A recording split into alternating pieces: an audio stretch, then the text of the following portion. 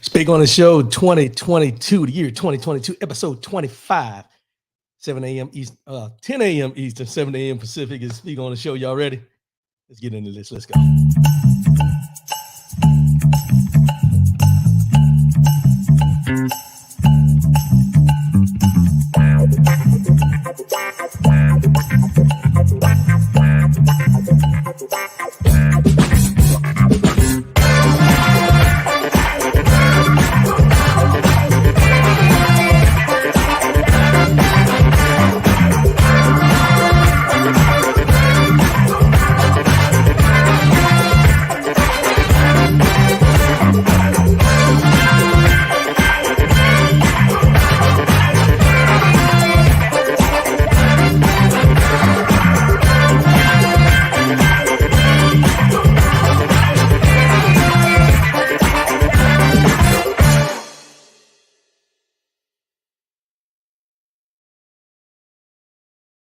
Good morning, good morning, good morning. Welcome to Speak On. I'm your boy, R.W. Coolins. First, giving honor to God who allows me to come at you in this manner on a weekly basis. How's everybody doing out there? I appreciate everybody tuning in.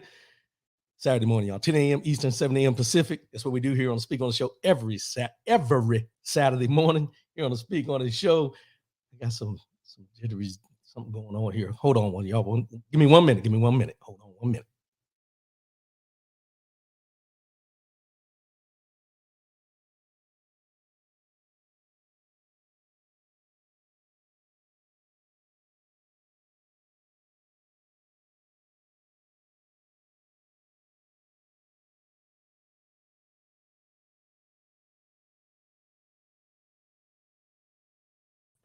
All right, y'all. Sorry about that. I had some technical difficulties going on this end, but we're good. We're good.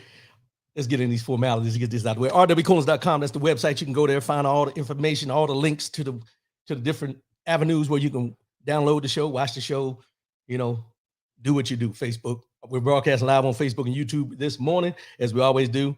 And you can download after the show on Spreaker.com or Apple iTunes for the audio if you just want to listen.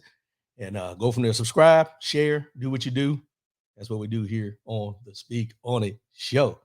Brian Hoodie, good morning, my brother. Good morning. Appreciate the support. Appreciate the support. I don't know why I had these technical difficulties this morning. 844-904-2665. That's 844-902-2665. No matter what the situation is, let your voice be heard. All we ask is say what you mean what you say. If you call in, if you're sending a message or whatever, that's what we're here to do, is have a conversation about what we're going to talk about today. That's what we do here on the Speak On the Show every Saturday morning. 10-year anniversary show, September 24th. My boy OT will be hosting. We got some things lined up. I think we're going to have the lines open, phone lines open, video lines will be open for you to call in, give some comments, critiques, whatever you want to talk about with the show. Feel free. It's on September 24th, 10-year anniversary celebration. That's what we're going to do here on the Speak On the Show. Last week we talked about a lot of things, and there's a lot of feedback. I appreciate that, the input and everything coming from folks. That's what we need here to keep the conversation going. And I will say this, I don't expect, let's just be real now, I don't expect everybody to agree with me as far as my comments or anything like that. If you have comments that are differing, like I got something in my nose, y'all. If you got comments that are differing from what mine are, feel free to put them up there. That's what we do here. We're equal opportunity, information provider, as we mentioned before. That's what we do here on the show. So let's go on and get into this Unscripted. And I'm going to start this off today on this Unscripted with a quote. There's a quote from Abraham Lincoln. And this quote goes way back, way back, Abraham Lincoln's time. And I'm starting off today with this because it's something I think we all need to be aware of. We all need to remember, and we all need to be cognizant that these things are going on. And the quote says, America will never be destroyed from the outside. America will never be destroyed from the outside. Now, this is from Abraham Lincoln back in the day, when slavery was going on, before the Emancipation Proclamation, so forth. But he said, America will never be destroyed from the outside. No outside entities will destroy America. It will be destroyed from within. And I bring that up today because, we all seen, and we've all heard, we've all been watching, and I've been keeping you updated on everything going on with the former president. the TFG, the former guy. This week, they released an affidavit on why they felt they needed to go into Mar-a-Lago and retrieve these documents. And the affidavit that they didn't want to release because of information that may get out, that may cause harm to people, and so on and so forth, was released this week. And in this 38 pages, it was 38 pages of the affidavit, and about half of the 38 pages were blacked out to keep information from getting out that may harm people, that may put people in harm's way, so on and so forth. But the affidavit written on August 5th and released by a judge on Friday reported that 15 boxes of documents, which had already been retrieved from Florida Estate early in 2022, contained 184 documents, including 25 marked top secret, and that some of those were marked HCS, SI, FISA, ORCON, and Norforeign. And I'm going to break those down to you so you really get an understanding, because I think when people hear this stuff about classified documents, they really don't know the extent of what's going on with these documents and why it's so important that they went in to retrieve them, because of what the potential. I'm just going to say their potential. I'm not going to say he allegedly did anything or he did anything or whatever we might. The potential for these documents to be used for nefarious acts by someone who may not have should not have access to them. Now let's get into this. HCS means Human Control System, and human means human intelligence. In other words, intelligence gathered from spies. Documents marked human may contain the identities of spies as well as information obtained from them. These are documents that were in Mar-a-Lago. SI means special intelligence and concerns intercepts of foreign communications, including information about the technology and operations used by foreign governments to transmit or collect information. FISA means information, also concerning communication intercepts processed through the Foreign Intelligence Service or Surveillance Act Court. Now, I know y'all may get bored by hearing this or whatever, but I'm going to read them off because I think everybody needs to be aware of what these are. I don't do this for visions of grandeur or anything like that. I put this information out there so we can break it down to the simplest meanings of what's going on around us. James Battle, good morning. Good morning. I got something for you a little later on. Hold on. ORCON. ORCON stands for originator controlled, meaning the dissemination, even within the government, even to officials who hold top secret clearances, must first be approved by the originator. For instance, the CIA, if the document originated with the CIA. And then the last one, Norforeign, means that the document cannot be released to foreign governments or citizens. Now, these top level documents, I've never seen. I've never had a clearance that high. But I know, as I mentioned, the levels that I was dealing with secret clearance, secret documentation, everything. You had to maintain and control for these specific regions. Now, these documents go at a higher level. These are talking about, exposing spies, exposing people who have given information, exposing the threats. All these different things are documents that were found at Mar-a-Lago that were supposed to be property of the NARA. And it says, in other words, at least some of the documents in Mar-a-Lago were among the most sensitive in any president's files. The FBI special agent who filed the affidavit wrote that he had probable cause to believe there were more boxes containing more highly classified documents still hidden away at Mar-a-Lago, many of them in unsecured locations. The judge who approved the request also agreed. So the affidavit doesn't show us anything that was done to go and get these documents was done wrongly. Everything went through the proper process. Everything was looked at. Everything was done in the manner it should have been done. Now, with the court-ordered search of the estate on August 8th, the Justice Department has now reportedly retrieved more than 300 classified documents. Let's analyze. Let's think about this for a minute now. The 15 original boxes. The 15 original boxes, this is what I'm telling you now, contain 184 documents, including 25 marked top secret. When they did the search this time, they found more than 300 classified documents in the other 11 boxes that they took out. And you're not concerned? Now, people can say, well, he was the president of the United States. Give him the benefit of the doubt. He wasn't going to do anything. How do we know? How do we know what was done? How do we know who's seen this stuff? How do we know? And a caveat. I just read last night that there was a woman who had been at Mar-a-Lago perpetrating that she was with the Rothschilds. She was a descendant heiress of the Rothschilds. And come to find out, this woman is Russian. And she's been having access in and out of Mar-a-Lago like she was one of these big high name, highfalutin, money people with the Rothschilds and everything. Come to find out she's Russian. So who knows whether she's seen any of this information, whether she knew anything about this information, and so on and so forth. This is what the FBI, the CIA, all these intelligence agencies are afraid of, because these documents were just, quote unquote, not being protected in the manner they should be. Now, I don't go out on a limb to say that there was nefarious acts that were going to happen with this or anything, but I will say this. They found these documents, and on these documents, Donald Trump's signature is on some of these documents that they found.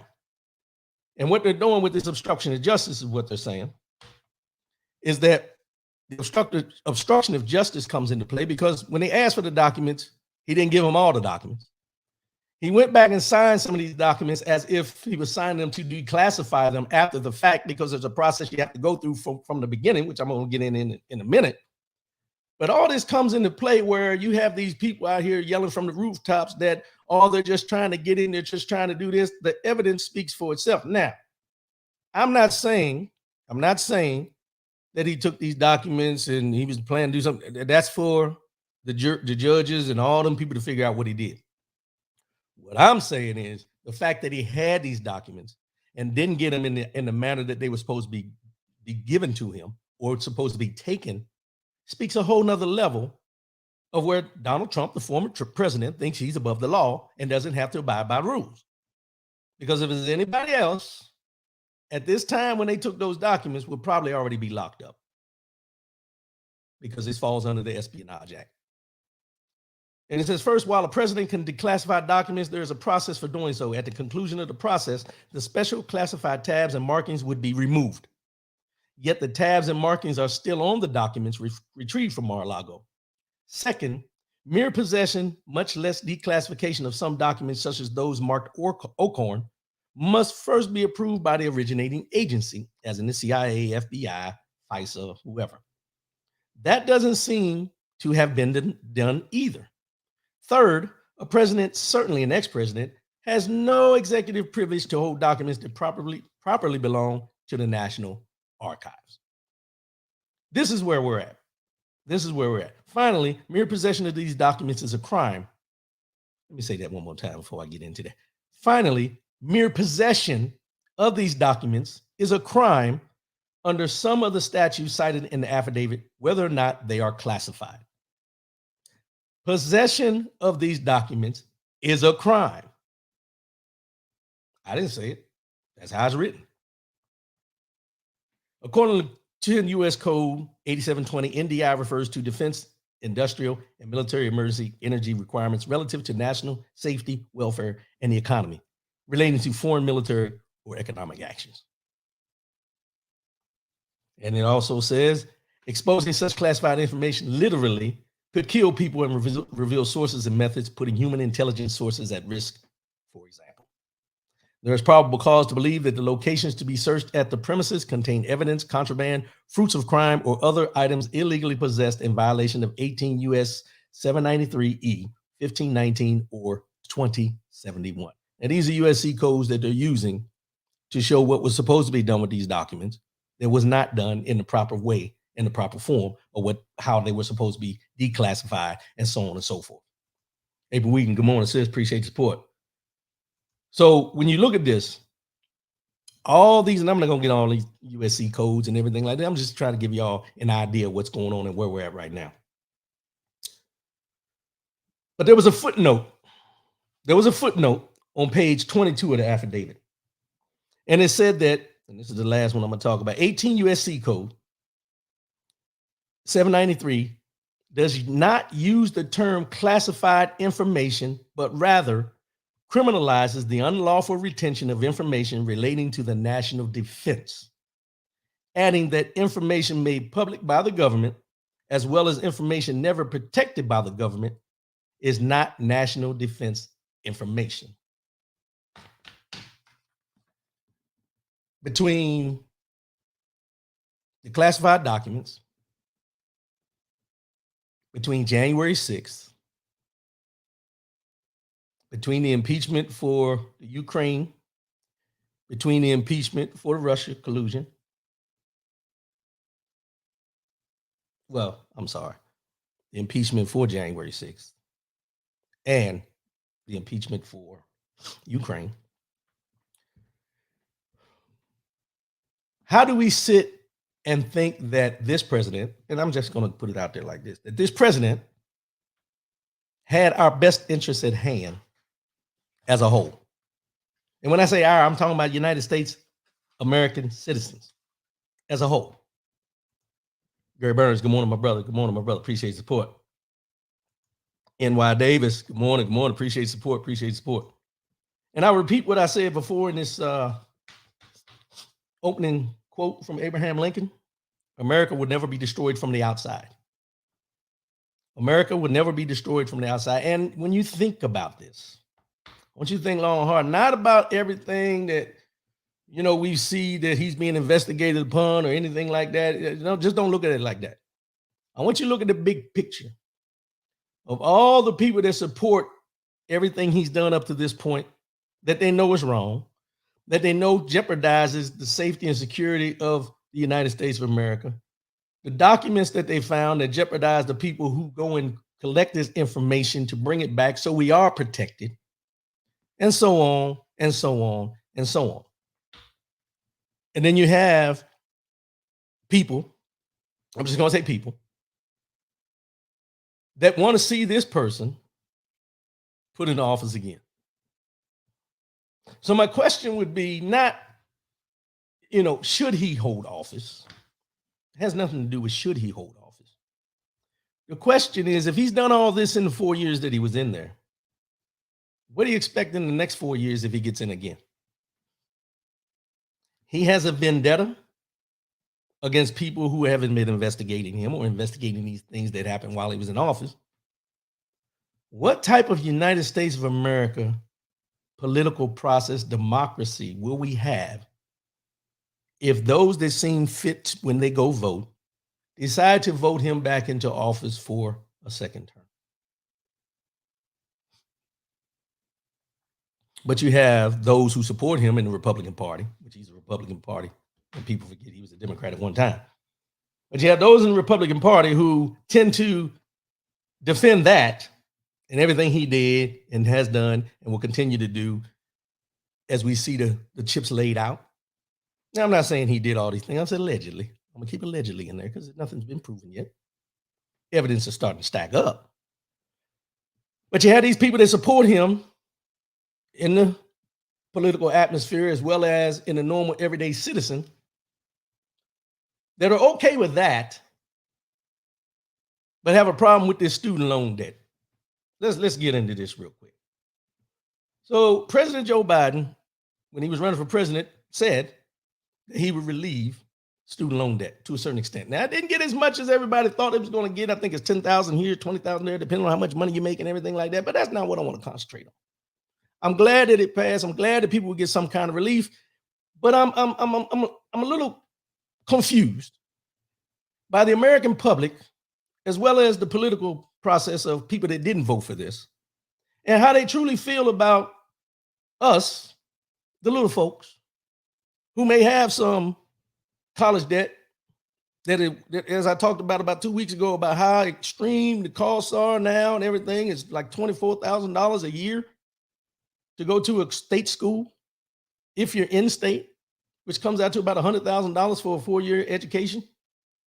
But I want to talk about the fact that these people jumped on Joe Biden and the Democrats about giving handouts and this is the new welfare and so on and so on and so forth. But I'm going to get into what the White House came back and said. The White House is not taking criticism of the decision to forgive student debt lying down. After some Republican lawmakers tweeted or went to broadcast to condemn the decision, the White House Twitter page responded by quote tweeting their comments and sharing just how much each of them benefited, watch this now, from having their Paycheck Protection Program loans forgiven, PPP loans. Remember the PPP loans? And I got some numbers wrote down. I'm going to tell you about these PPP loans.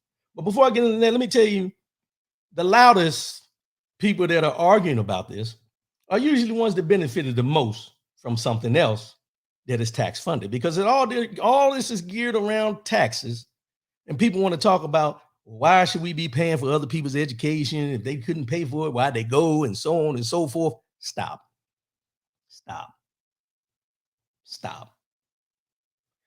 Let's get into this.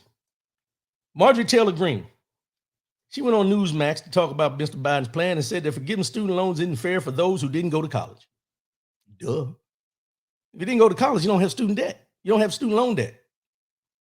But saying it's not fair because they didn't go to college and now we're going to pay for people that did go to college is just something to start, people who decided not to go to have something to argue about. For our government just to say, okay, well, your debt is completely forgiven, is completely unfair, she said, according to a clip of the broadcast that was shared by the White House. And taxpayers all over the country, taxpayers that never took out a student loan, taxpayers that pay their bills and maybe even never went to college and are just hardworking people, they shouldn't have to pay off the big student loan debt for some college student that piled up massive debt going to some Ivy League school. That's not fair. But the White House got receipts.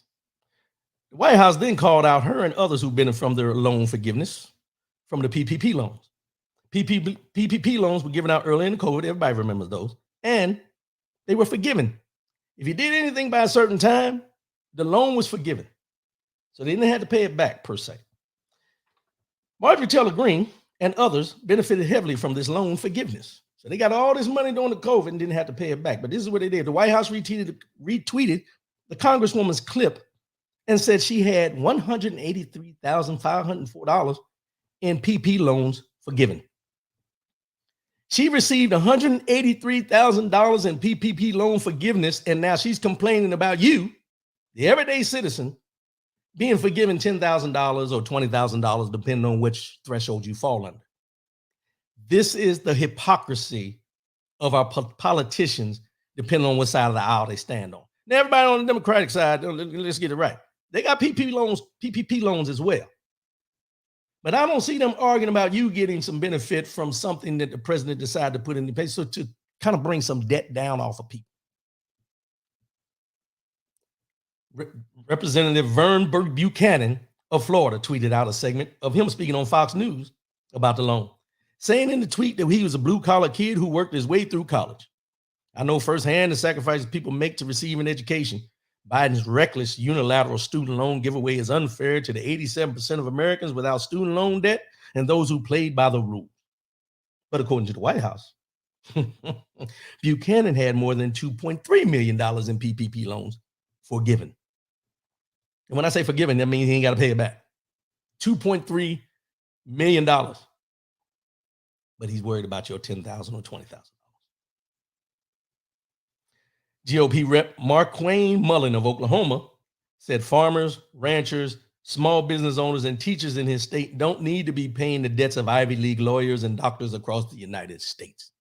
He had more than $1.4 million in PPP loans forgiven, according to the White House.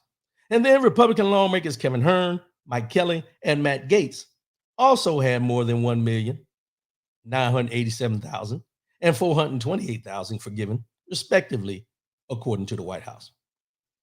Joe Biden's last statement on this said, "I will never apologize for helping America's middle class, especially not to the same folks who voted for a $2 trillion tax cut for the wealthy and giant corporations that racked up the deficit." Now, that's a lot. I know. I'm just throwing some things out. I'm reading some things, but let's get into some notes that I put down that we can break this down in very, very simple terms. The Trump tax cuts and Jobs Act, back for the wealthiest people in America to give them tax breaks, cost the United States of America $2.3 trillion over 10 years. $2.3 trillion to give 3/4 of the benefits in that went to the top 1% earners. The top 1% earners received 3/4 of that $2.3 trillion that was given for tax cuts, the Trump tax cuts. And nobody had a problem with that. None of the Republicans had a problem with that. Nobody had a problem with that. It didn't trickle down, as Reagan used to say, that trickle down thing. It didn't trickle down to us. But the top 1% got 3/4 of that $2.3 trillion, and they're still living off it because it's over a 10-year period. The Biden student loan debt forgiveness is between $469 to $519 billion over 10 years.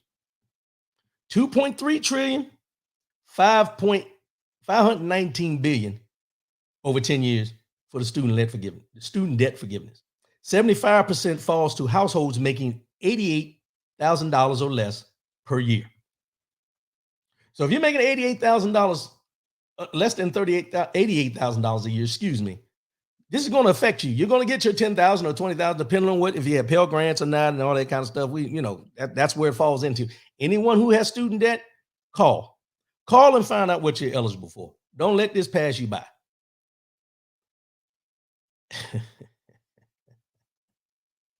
When Trump put out these PPP loans, 108,968 businesses received PPP loans. Some of these businesses, watch this now. When you talk about your $10,000 you may get or your $20,000 you may get, some of the businesses under the PPP loans received the maximum of $10 million. $10 million. And it's forgiven. They don't have to pay it back. $10 million were given to these organizations and these businesses during the pandemic, and they don't have to pay one dime back. But they're worried about you and being forgiven for $10,000 or $20,000. I'm not doing a comparison. I'm just telling you facts. And these are the people that you're putting in office, people you're still voting in the office to think they have your best interests at hand. Over 40 million Americans owe $1.7 million in student loan debt. Over $1.7 million between 40 million Americans are in debt. Now, they're not erasing all of it. They're just giving you a little help. 10,000 here, 20,000 there, depending on what category you fall into. James Battle, hypocrites. Yeah. But let me, James Battle, since you chimed in, let me. I found this today on your page. my brother James Battle. And he posted this about 2 hours ago, and I happened to see it before I came on, and I wanted to use it because it stood out and it really made you think. Edward Allen, good morning, little brother. Good morning, appreciate you. Yeah, keep that ride. Turn it up so the people outside the window, put the windows down, turn the volume up, let them hear this outside the car. But let's get back James Battle. You say hypocrites, and I agree. But here's something you posted, and I know you're gonna laugh when I read this for you, but I'm gonna put it out there. And this is by Leslie Streeter from Twitter. She was on Twitter. And she posted this, and it says this: Black Americans paid taxes during segregation for pools they weren't allowed to swim in, fountains they couldn't drink from, and buses they had to ride in the back of. So miss me with this. Why am I paying for school I didn't go to? At least this is about uplifting and not hate. Thank you, James Battle, for posting that. I'm glad I seen that before I came on. But let me read it one more time, because in case y'all didn't catch it. Black Americans paid taxes during segregation for pools they weren't allowed to swim in, and fountains they couldn't drink from, and buses they had to ride in the back of. So miss me with this, why am I paying for school I didn't go to? At least this is about uplifting and not about hate. Let that process. Let that marinate for a minute. These same people that are complaining about you getting $10,000 or $20,000 to help with your student loans to uplift you and get you out of debt a little bit, or just a little bit. Because as I mentioned, some college debt is up to $100,000 for a 4-year degree. $10,000, $20,000, it don't fix it, but put a little dent in it. But let's not gloss over the fact that, African Americans in this United States of America been paying taxes for a long time for people and places that they couldn't even go to. Communities we couldn't live in. Pools we couldn't swim in. Fountains I'm not going to go down that road. You know where I'm going. And I don't do this comparison. I do it for fact. These are facts. We all know it to be true. Once again, thanks, James Battle, for posting that this morning. I'm glad I caught that right before I came on. But in there it mentioned, and I did some going back and listening and looking at some things that the government has bailed people out of. Let's say, I'm not going to say people, but bailed corporations, big businesses out of. Case in point, the PPP loans. Everybody knows what was going on during COVID. But I don't think anybody, truly the normal, everyday, common person, did not know the extent of how much money was being given out to these people. You're talking about $10 million. $10 million that they don't have to pay back.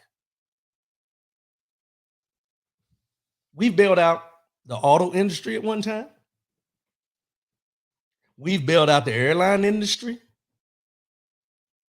We bailed out farmers, especially those discriminated against because Black farmers didn't get the cut from what they gave the Farmers Association, a big bunch of money at one time, but the Black farmers got minimal amount of that money. It was discriminatory in how they handed the money out. They didn't have anything to say about that. So when they bring up that the farmers are doing what they got to do, well, the farmers have gotten handouts as well. The steel workers have been bailed out before. They gave them money to get themselves right. And then let's go back. 2008, 2009, when the housing market went down and all those banks got all that money to help them stay above water because of all the foreclosures and everything, and they gave them this money for you, an everyday citizen, to be able for them to be able to negotiate with you for a new interest rate or a new loan payment process and all that. And most people who were contacting the banks after they got that money, the bank didn't work with them anyway. So the bank got the money from the government to work with you, decided not to work with you. You go into foreclosure or short sale, the bank still made their money off it, but you go in debt again. But they gloss over these things when they talk about government assistance on things. You know, when they talk about people on welfare or people on food stamps, they always want to concentrate on them, which is just a drop in the bucket compared to the money that they're giving these big businesses, big corporations. $10 million for a corporation, $200 a month, food stamps. Whether it's 20 people or 2,000 people or 20,000 people, it'll never equal the $10 million that this one business got that they don't have to pay back. I'm adamant about this because when I see these things happen, when I see this, it's hypocritical. And it's hypocritical because these same people who are complaining about you or me or whoever getting $10,000 or $20,000 help with the student debt, they're going to forgive it or anything like that, are the same people who are calling their family members and telling them to apply. The same people who have family members who will apply to get the $10,000 or the $20,000, but they don't think you should have it, but they think their family member should have it. See, they won't tell you out loud. They'll tell behind closed doors. They'll tell their niece or nephew or whatever, put in for that money to help you come out of debt a little bit so you don't have to pay the full amount of what you paid for tuition. You won't hear them on the news say that, but they'll tell you that it's not fair that you, as a taxpayer, are paying somebody's debt for college that you may not have gone to college. Okay, understandable. But the reason this student loan debt is in the equation is because how much it costs to go to college to get an education now, how strapped people are to try to make ends meet because they decide to go get a college education.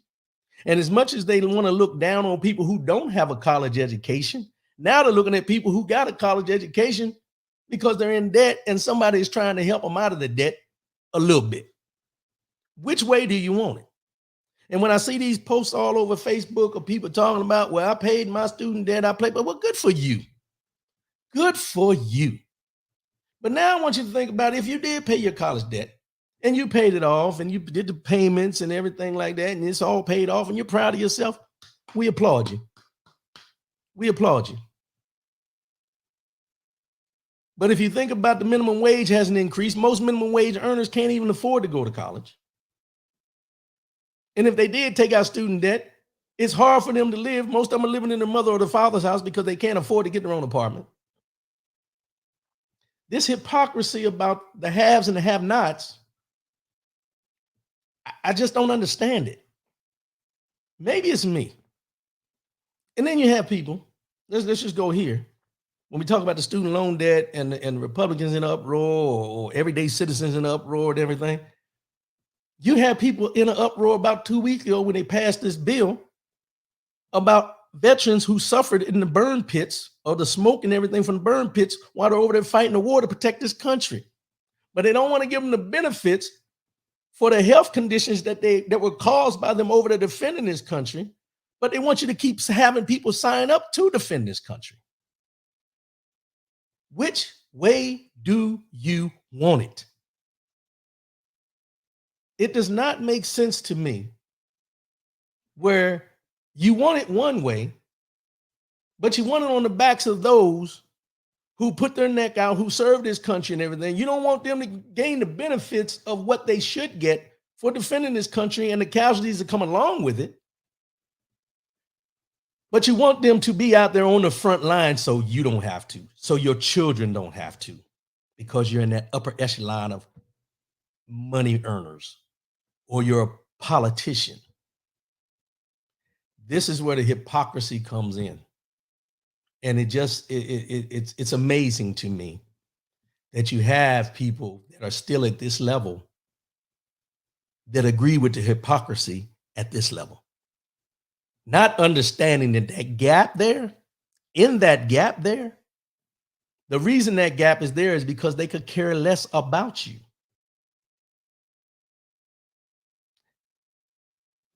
One thing to remember when we talk about the student loan debt, when we talk about the PPP loans, when we talk about, the burn pit act that came out, I can't remember the exact name, so y'all forgive me. But when you think about the money that's being invested in these things, that money's going to go right back into the economy one way or another. Some people are going to have to pay taxes on some of that stuff. But I want you to remember is that these people who have deployed to defend this country or got hurt or had conditions or anything like that, they will never be the same person they were when they went to that area and whatever happened to them. They will never be the same. But you look down your nose at them because they're being financially benefited with the health care and so on and so forth because they decided to join the military. And we always talk about, oh, he gave his life for this country and everything. But when they don't give the ultimate sacrifice, you have a problem with giving them the ultimate health care to try to relieve some of the pain and suffering that they're going through because they didn't give the ultimate sacrifice, which is death. But you don't take into account that somehow, some way, we should be able to take care of them, no matter how much it costs. Nah.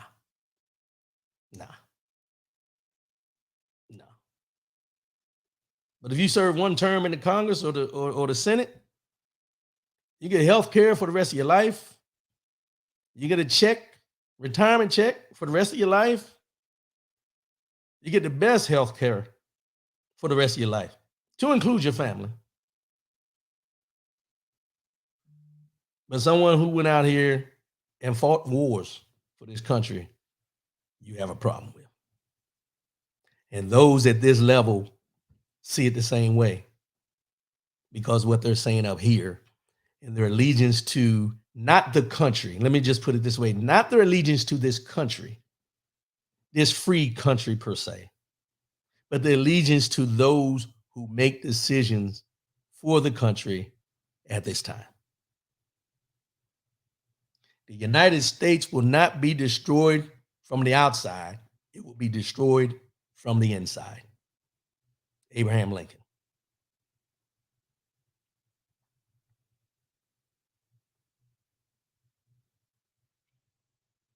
I wondered to myself many times, over and over and over again,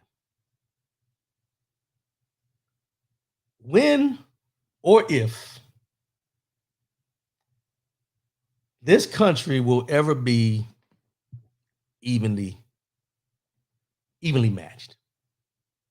And when I say evenly matched, I'm talking about the hypocrisy and the wealth gap and the racism, the stereotypes and so on, the immigration issue, all these different things that we have going on in these United States.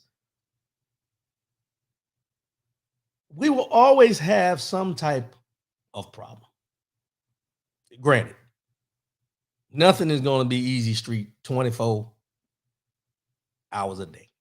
We all know that in our own lives. But when will we get to a point where there's some sense of normalcy about everyone being fair and equal as they always try to preach? When and if that ever happens, it's still to be seen. As I transition into voter suppression. Midterm elections come up in November. There's a lot of people on these midterm elections, as I mentioned, that we got to be careful. And when we talk about the things that are from the past that are still going on today and everything like that, Mississippi, and this is an article from The Root.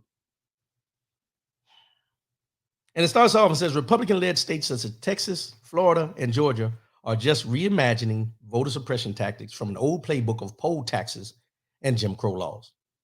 That's abundantly clear from what is happening in Mississippi right now.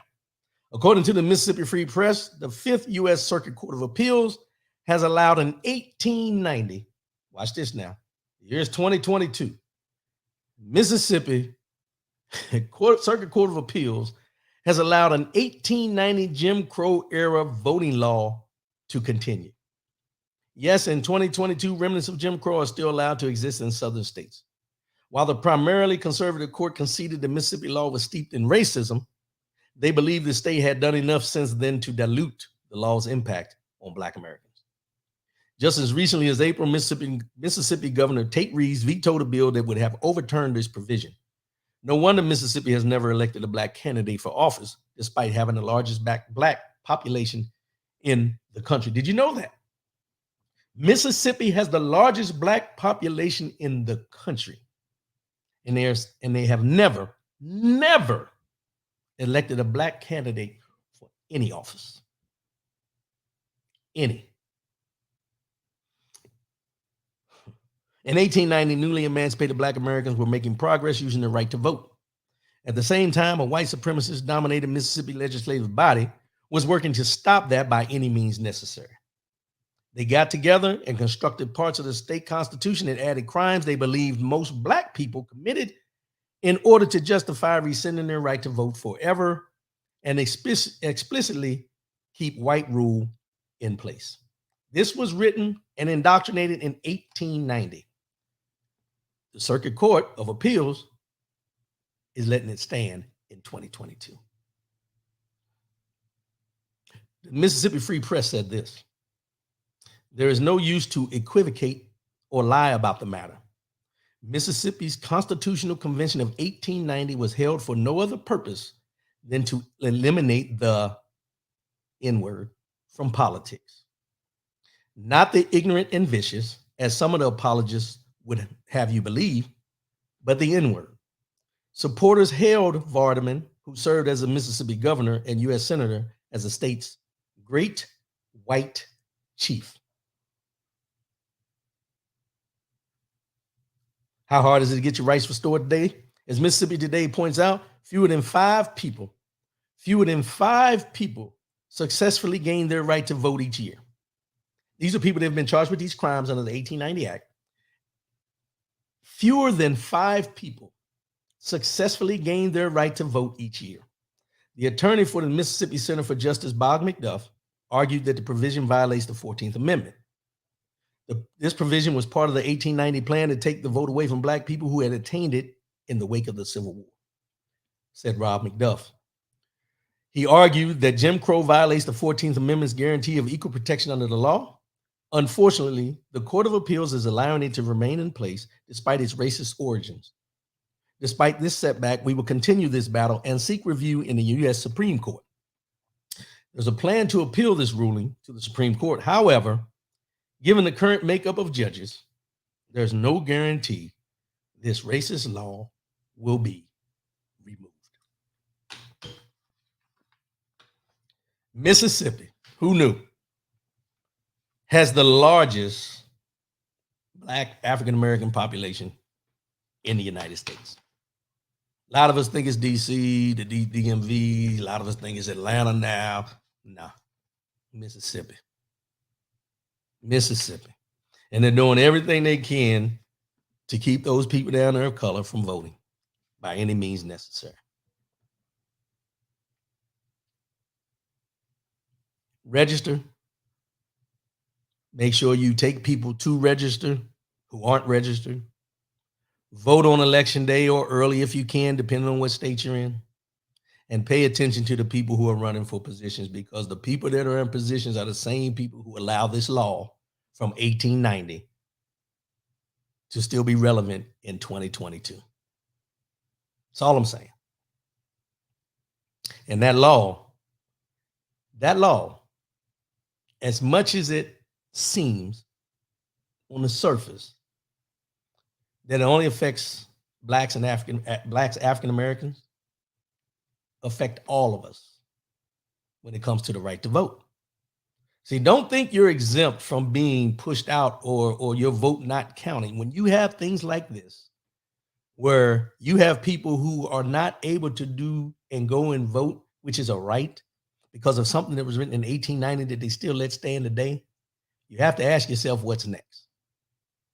You have to look and see what's coming down the pike. Because if they let that stand in 1890, and in Mississippi, and it ends up going to the Supreme Court, and they say let it stand, what does that say? What does it truly say? We made progress. I know people want to say that all the time. Yeah, we've made progress.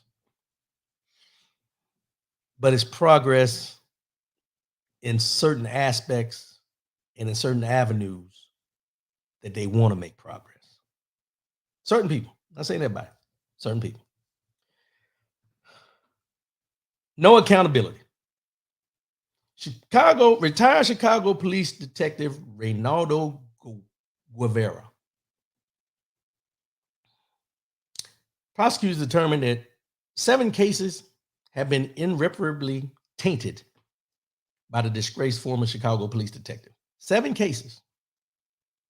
Cook County State's Attorney Kim Fox said her office supported vacating 7 convictions because evidence of retired officer detective Guevara misconduct was all too clear. After her office has spent years reviewing claims, he routinely framed suspects and manipulated evidence.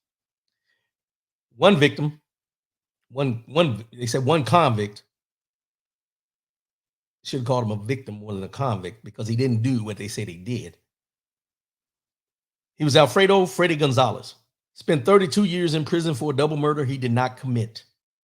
Gonzalez talked with CBS's Marissa Perlman Thursday about his life as a free man. It has not been an easy road for Gonzalez and his family, but they said they never lost faith he would walk out of jail as a free man. He did. And on Thursday, he returned to his Humboldt Park neighborhood for the first time since he was arrested there in August of 1990.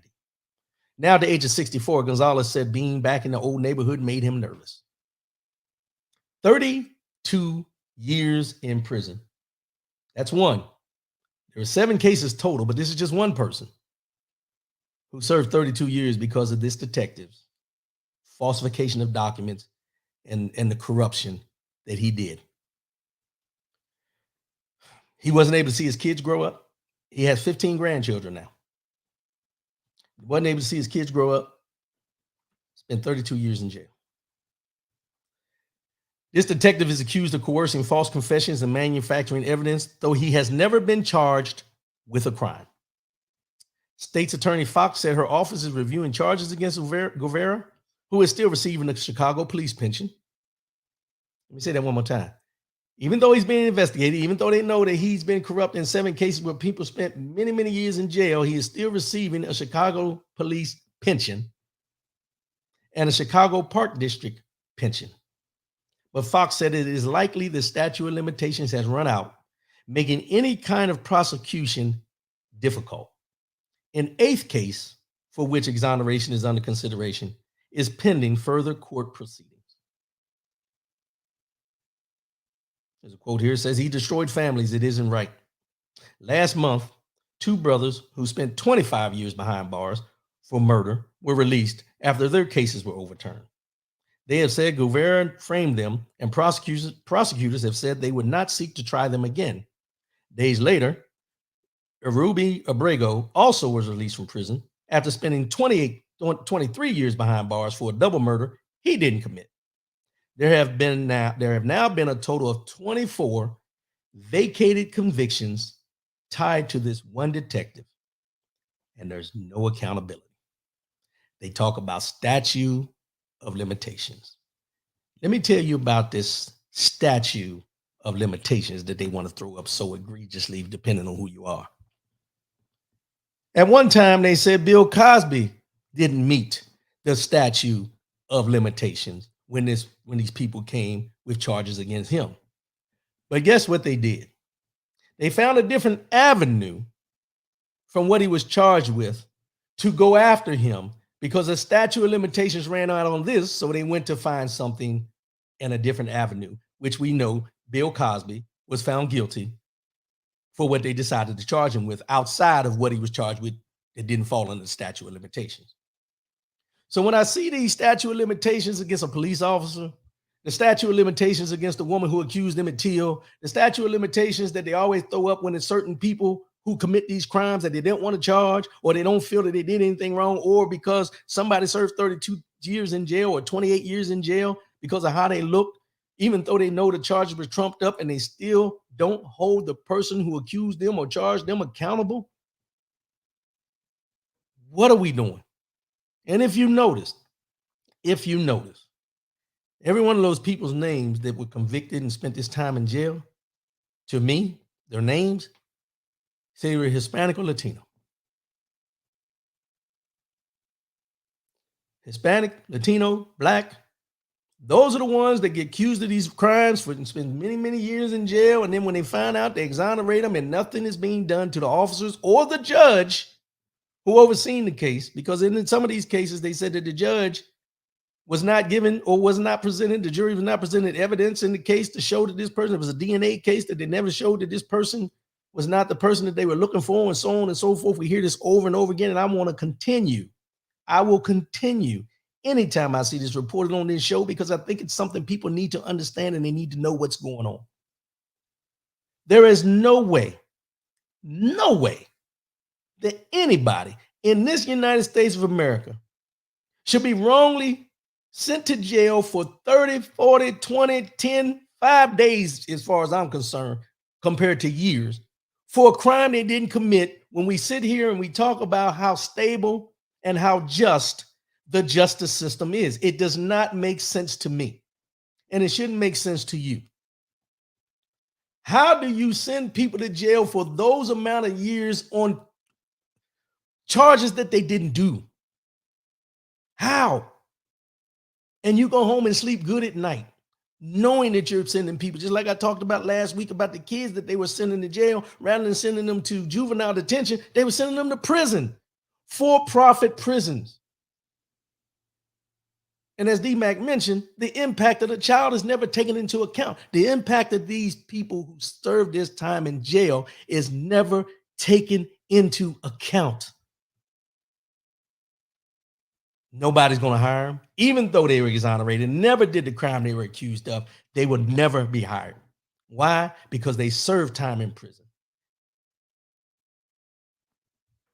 And we sit back, and when we yell and scream from the rooftops, the justice system is unjust and justice is not, all this, no justice, no peace, and all these things that we know to be true. You have some people that will see cases like this where this cop sent numerous people to jail for many, many years, and he's not held accountable. But we get and celebrate the fact that there was 4 cops held accountable for the death of George Floyd. We celebrate that. But if you really look at the bigger picture, why are we celebrating? A man is still dead at the hands of those police officers who were told and sworn to serve and protect. And we celebrate the fact that they were sentenced for murder. That's the way our justice system is. That's the way society chooses to see it. The way society looked at George Floyd in all his faults he may have had, he did not deserve to die, especially at the hands of those who are sworn to serve and protect. But you got these police officers sending people up the river. And I say up the river, and I don't mean no disrespect, but sending them to prison for 20, 30, 40 years for something they didn't do. Doesn't sit well with me. Shouldn't sit well with you. Shouldn't sit well with any of us. For the simple fact that most of us don't want to say this. We don't want to understand. We don't want to believe it. But just like it happened to them and the ones before them, and what happened to Emmett Till, could happen to any of us. Could happen to any of us. But we tend to look down our nose when people get accused and they think they did a crime or anything. And don't get me wrong. If someone's done a crime to someone in your family and it's known to be a true crime, should they be held accountable? Of course. But being held accountable for something you didn't do just because of how you look and how the police officer feels about you when he comes upon you. I just seen last night when I was going through the internet trying to get the show together in West Virginia. Veteran, African-American veteran on his porch. Cops came because they said somebody found some marijuana plants buried up the street and around the corner from his two homes that he had side by side. They wanted his information. Mind you, the marijuana was not on his property. It was across the street back in the woods.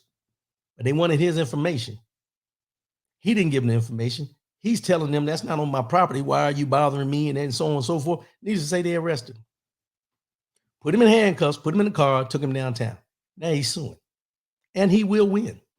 For the simple fact, everything they did was not above board. But they're to serve and protect. Who? Who exactly?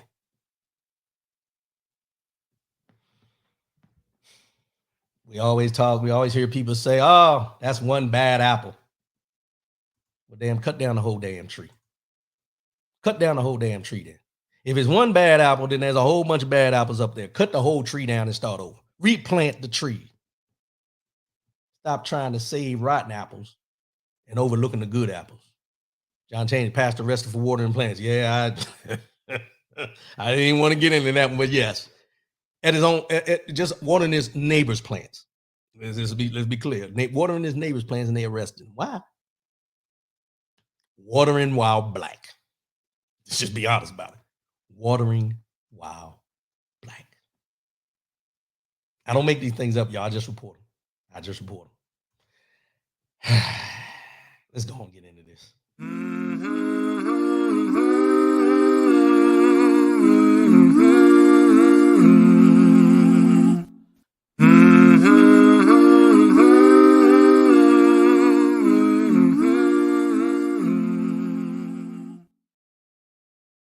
Mind, body, and soul. Mind, body, and soul. It's the year 2022. We're taking it 1,440 moments each and every day. You get 24 hours in a day. That breaks down to 1,440 minutes, which means you have 1,440 moments. Take each and every moment and enjoy it. Today's quote, not a big quote, but it's going to really make you think about some things. And the quote just simply says this: improvement begins with I. Improvement begins with I. You know, in life, it's very rare, in most cases, in most cases, to do a self-evaluation on ourselves. It's hard to do a self-evaluation on yourself because you're not going to be true with yourself about what you're doing wrong, where you need to improve, and that kind of thing. Most of the times you grow older, you do, but sometimes we kind of skirt around what we know are faults of ours and what we need to improve on, and we just keep going status quo, quote, per se. But I want to put this more so in your head because I really want you to think about this. On your job, in your profession, you get an evaluation. Each and every year, they do an evaluation on you. And in that evaluation, during that process, you do the initial, in most cases, let's just be real, what I know from my experience. You do an initial evaluation before the rating period starts. You do a midterm, let people know where they stand. And then you do the final evaluation at the end of the year. And most people at that final evaluation, depending on the company you're working for, is looking for that bonus because you feel you've done everything you were supposed to do within that year at that job where you deserve a bonus. But in those evaluations, a lot of times, what we don't really understand is, one thing we were taught military is you're being evaluated daily. You're being evaluated daily on how you do your job, whether you know your job, if you're filling quote unquote those squares in order to become or to be a top performer, a top evaluator of get the top evaluation at the end of your year. And a lot of times what we find out is your evaluation is based off of how, watch this now, your evaluation sometimes is based on how people feel about you, how your supervisor or your boss feels about you, kind of dictates how your evaluation is going to come out. Now, I want you to take that because in that evaluation, what I've seen and what I know is being a manager, supervisor for many years, there's those catchwords that they make you feel good about yourself that you've done everything you were supposed to do within that year. Case in point, works well with others, team player, job knowledge is impeccable, goes above and beyond. And also, he's second to none, or she is second to none. And these are the things when we look at our evaluation, we pump our heads up, like, man, I did good this year. But did you really? Did you really do everything above board at the level that evaluation says? Did you do everything above board and not what that evaluation said and get a lower marking on your rating? I bring that up because, every year we expect and know that we're going to be evaluated at the end of the year, whatever time period that is. But I bring this up because I ask you today, when's the last time you truly did a self-evaluation? Because as I said in the beginning, improvement begins with I. When's the last time you sat down and did a self-evaluation on yourself to ask you some of the things that they said you do at work, but you may not be doing in your daily life? Do you work well with others? Are you a team player? Do you exude what you consider your knowledge in conversation with folks? Do you go above and beyond to help those who need help, to include your family? And are you considered in the people that deal with you on a daily basis in your personal life second to none? Are you a top tier friend when it comes to those folks that are in your life that you see and you consider friends every day? Now, I bring this up because, it sounds crazy when I talk about this because a lot of times people say we mix apples and oranges when it comes to our job and our personal life and everything. But when you really look at it from the bigger scope, we do everything, most things, at our job in order to get that high rating every year. We do everything in our jobs because we're focused on the fact of we want that high rating so that bonus that comes along with it, I will receive. Take that and put it in your everyday life. And ask yourself, am I shooting to be the best me for those that I'm involved with, for those that are in my life? Am I being the best person for myself for the bonus and the reward of what this life has to offer me at this time? And am I being the best and looking for those rewards, not monetarily, but relationship wise? Am I doing everything in my power to improve me for the betterment of those around me? See, these are questions that we're scared to ask ourselves because if we truly, because I did this exercise before I started bringing this up. So let me just tell you, if we truly do a self-evaluation of ourselves in the same manner that that evaluation is supposed to be done at our job, most of us, and I say most of us would be considered average performers. Most of us will be considered average performers in our daily lives as far as how we do and be who we are, not only to ourselves, but for those who are in our lives. Average. And I say average because most of us pick and choose when we want to go above and beyond, and depending on who it is. You can't do that at work. If they tell you that this needs to be done, you go above and beyond to get it done because you're going to put your best foot forward because the consequences, watch this now, the consequences that if you don't do everything you're supposed to do at the level it's supposed to be done, there are consequences on that job. We don't worry about consequences in our daily lives because we look at our friends as being unshakable. We look at the people in our lives as that it's going to take me to do something totally disrespectful for them to drop out of my life. And because of that, we're average. We're not at the pinnacle of being who we're supposed to be. We're average. Some people will disagree. But if you do a true self-evaluation, some of us, most of us, are average when it comes to when we evaluate how we do our life, who we have in our life, and how we treat those in our life. I bring all that up to say this. Improvement begins with I. Look at the things you need to do to improve who you are, not only to yourself, but those in your life and those around you. I'm not telling you to make major changes or anything like that. I'm just telling you to tweak some things here and tweak some things there.